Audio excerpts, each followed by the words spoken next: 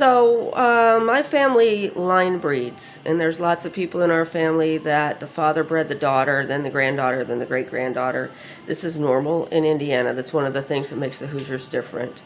And it's also not that abnormal in other places. One of the issues in Asia when this happens is that people start to take on my coloration. And there is something called the minstrel hut culture, in which the women then, however it has happened, take a look at the people that come out, and if they have this kind of coloration, they either sell them to the Europeans where they don't have the genetics to be fully included, and they become those people that just, no matter how hard they work, no matter how capable they are just, society has been designed so that what Asian traits, of which we still have Asian behavioral traits, are considered uncouth and unwelcome, and unless they're utterly subservient all the time, which most Asians are not, then they're not acceptable in any way. So a lot of them are managed as a type of dangerous animal.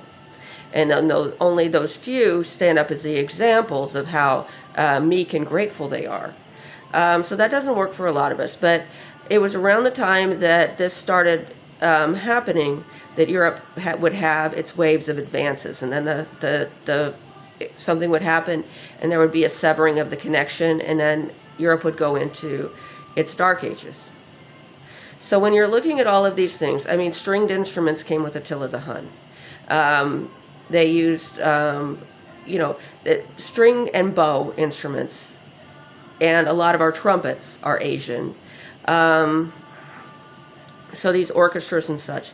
I think it was Attila the Hun that decided to tune. One of the Asian world-conquering generals decided to enforce standard tuning, and that's where we get orchestras from.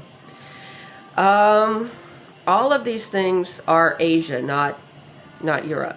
Europeans know how to maintain something for a long time, to curate something, to be a conservator of something, but they don't know how to invent anything. And and then there's been backwash and stuff that's taken the life out of it.